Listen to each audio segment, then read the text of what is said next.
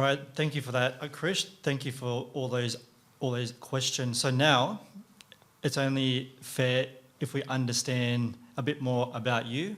Who is Krish?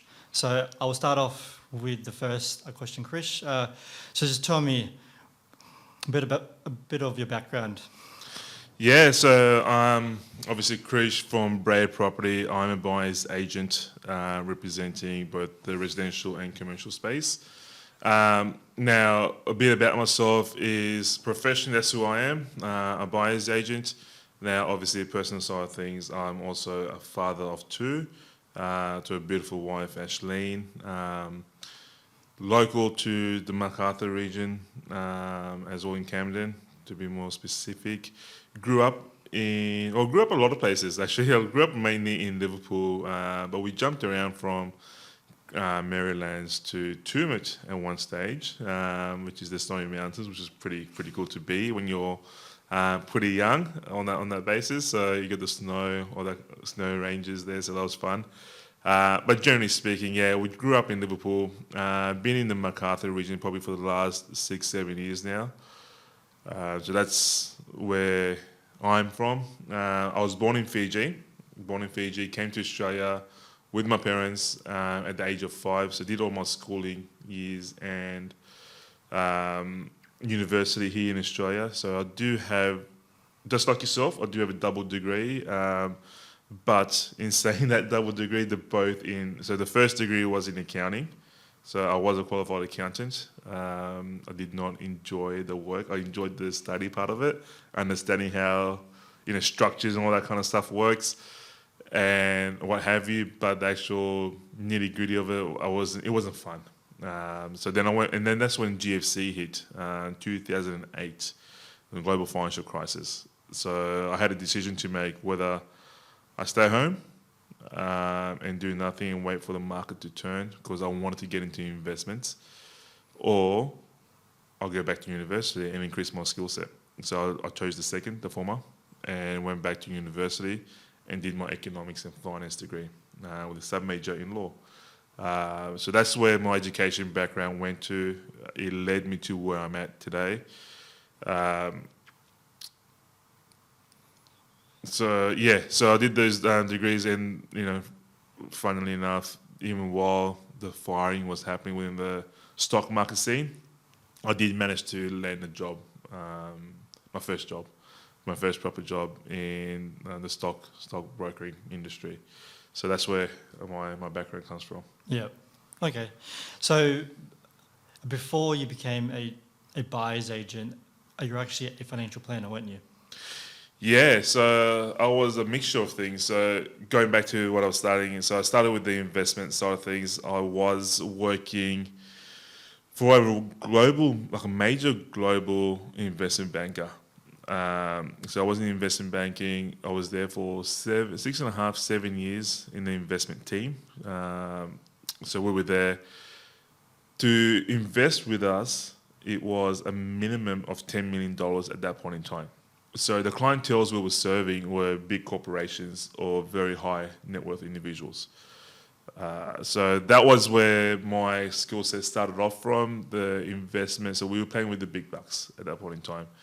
And then I had a realization, okay, well, what am I good at? I'm good at investing. I was investing in property myself at that point in time as well as the stock market. I think any investments is critical for a successful future financially, and you attest to that being a financial advisor. So I thought, okay, well, my skill set is investments. I've been doing investments since 18 years old. Whatever pocket money I had, I've got into the stock market. So it was natural for me to be working in the investment banking field. That's what my passion was towards. Now, what happened was towards the end of that journey of 6.5, 7 years, I kind of started to realize, okay, if my skill set is within the finance, that is what my superpower is. I want to use that for a better, more impact in society. To help someone who's already got a spare $10 million sitting aside to chuck into the market, well, I'm not really going to be making too much of an impact financially in the future, right? So I thought, how can I help everyday Aussie mums and dads? So that led me to financial planning as being one of the answers. So I went through financial planning, obviously took an amazing amount of pay cut as a career sort of things to go down that path because I had to start from ground zero. So I went into financial planning. So I became a financial advisor, went through a program that allowed me to really understand the nitty gritty of financial planning, and went and became a financial advisor. And I was there for I was acting as a financial advisor for around 2.5 years. And what led me to where I'm at today, became a buyer's agent, was the process of a lot of clients were coming through and meeting with us, and a conversation will always come into the picture about how do we invest into property. Now, we were financial advisors, that means we were licensed to give advice on financial products. So as a result, our standard spiel on that one would have been go down and have a chat to your local real estate agent. The problem with that is, if you go to, and I was a property investor, the problem with going to a local real estate agent is 9 out of 10 times, if you go to a real estate office space, is they are acting on the vendor's benefit, which means they will sell you whatever's on their window, not advising you go down to a real estate agent down the road who has a better, more suitable property for you to invest in. So as a real estate agent, they have to act as a vendor, seller's agent to be more specific. They have to act in the best interest of the seller, which means get the highest possible price for the property or sell it as quickly as possible. So I thought that was a pretty much an issue with us telling them just to go down and have a chat with your local real estate agent. I didn't think we were providing them to the right path. And that's when I realized what a buyer's agent was. So I looked into that and I figured out, okay, there's this thing called buyer's agent that represent buyers in property transactions. So I'm like, okay, wow, there is a industry out there, although very, very small in current times, that do look after the buyers as opposed to the sellers.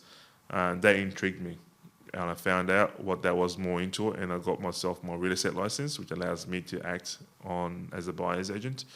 And that's what led me to where I'm at today. So financial planning came through, and now obviously from that mentality of helping people led me to another massive gap in the industry of how do we service property transaction buyers. So we will go through what is a buyer's agent in a podcast in the future in more detail. But just on your point about back then when you became a buyer's agent, you mentioned that it was probably like a small amount of people were doing or actually were a buyer's agent in Australia. Now, if I look at America, it's quite big there. So how long would you say that we've actually had buyer's agents in Australia? How long has that been around really? Yeah, it's actually been around for quite some time. Like I know buyers agents out there that have been operating for 15, 20 years. So it has been there, although it's becoming a little bit more mainstream now. Now, when I started back in 2018, even till now, we're still educating a lot of people as to what exactly a buyer's agent is. A lot of people don't understand there's this cohort of individuals out there in the real estate industry representing buyers. Now, going back to the comment that you made about America. Now, in America, pretty much no transactions can happen without a seller's agent and a buyer's agent. They, in effect, they all work together. So if you want to buy a house, it's only natural that you go and engage a buyer's agent to source that property for you. It's also just as natural here to go, if you want to sell a house, you engage a real estate agent to sell your house. So just the same as that, concept in America is on both sides. You engage a buyer's agent to help you buy the house that you want to buy, and engage a seller's agent to sell that property for you. So going back to the Australian market, it is a growing industry, relatively new. I do think we are nowhere near peak. We are seeing a lot more buyers agent come up in the market, which is always, in any industry, it's always good to have a lot more people come in because a lot more people then get made aware of the services that we do provide, and they can take advantage of those services. But yeah, I think we are still in a very infant years as an industry. and I'll probably, looking at the numbers from my side of things and how we're operating, and that we still are going through the education piece with the general public, I do think it will probably be like at least another 10, 15 years before it becomes somewhat of a household name, effectively. Yeah, right. Yeah, okay. Yeah, so we'll definitely go into more of that, because the actual service that you provide is very beneficial, because ultimately we all know Australians love property, but the ultimate issue that people find themselves in is when they purchase a property, and if it doesn't work out, it comes back down to, well, was that property the right one to purchase? So that's where you obviously would come in and help that, or stop that from happening, I should say. Just making sure that that your client purchases the right property, and then ultimately benefit from that, as opposed to 5 or 6 years down the track find that the actual value has gone backwards. Which like, correct me if I'm wrong, it's not easy to find a property that's gone backwards, but it does happen. Absolutely, doesn't it? yeah, absolutely. We've seen so many horror stories out there, and it doesn't take, you can just go and search it on Google about, let's write negative equity, or search for those type of articles, and you'll see a bunch of them. The biggest thing I can tell you right now off the cusp is mining towns. What happened back in 2003, 2004, after the mining boom, all those type of areas. So yeah, like there's pockets out there that will still go negative equity, and it's very easy to fall into that trap. Absolutely.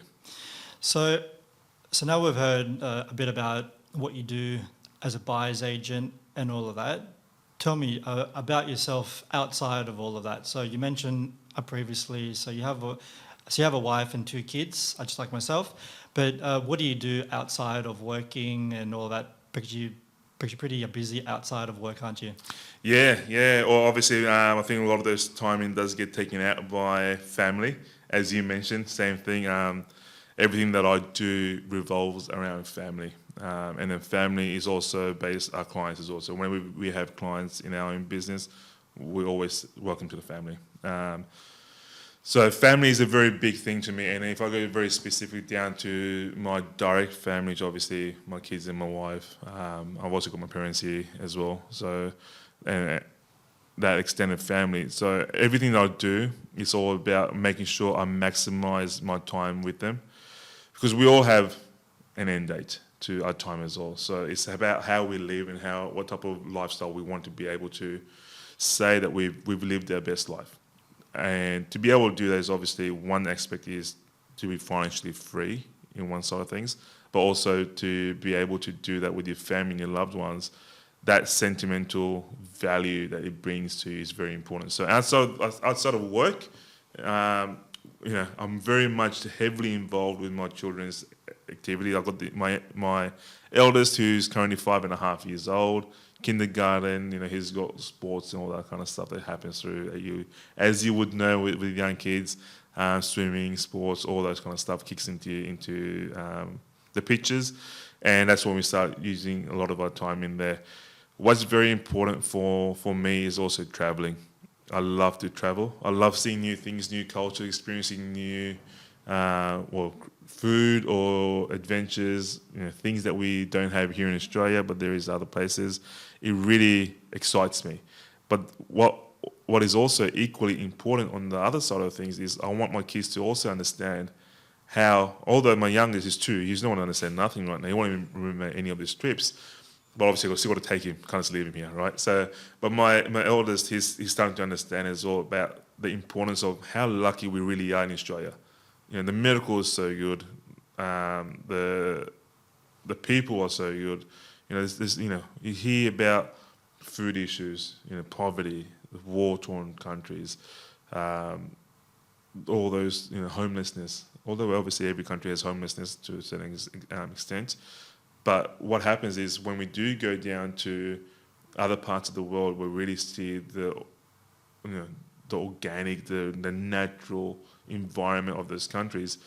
The kids start to realize how lucky they are. as to what they have here. And that's what is very important for me, for them when they're growing up, that they realise how lucky they are in Australia. And part of that is understanding that through travelling. The travelling ticks, the leisure part, also the growth part, which is very important to me. So we travel a lot. We try to get out at least once a month somewhere domestically, and around 2 times a year internationally as well. So that's what we do.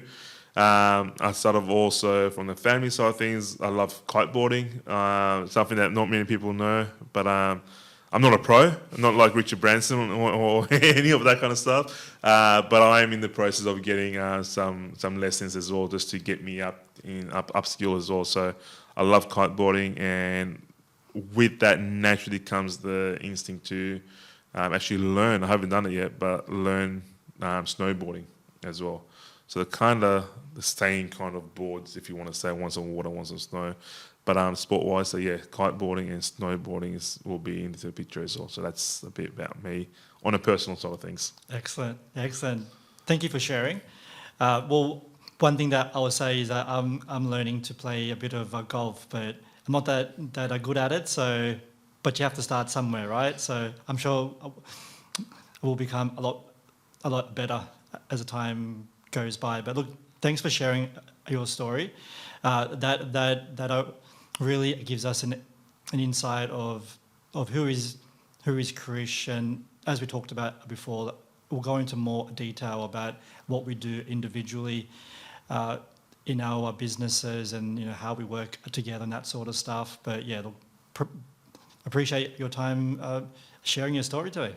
Perfect. Thank you so much. It was a pleasure sharing my story. Well, that's it from us today. So myself and Krish, and I want to thank all the listeners out there for taking your time and to listen to our podcast. I do recommend you stay tuned, because we will be releasing future podcasts where we talk about strategies that you can implement when it comes to financial planning and buying a property. So stay tuned, and we'll speak to you soon. Bye for now.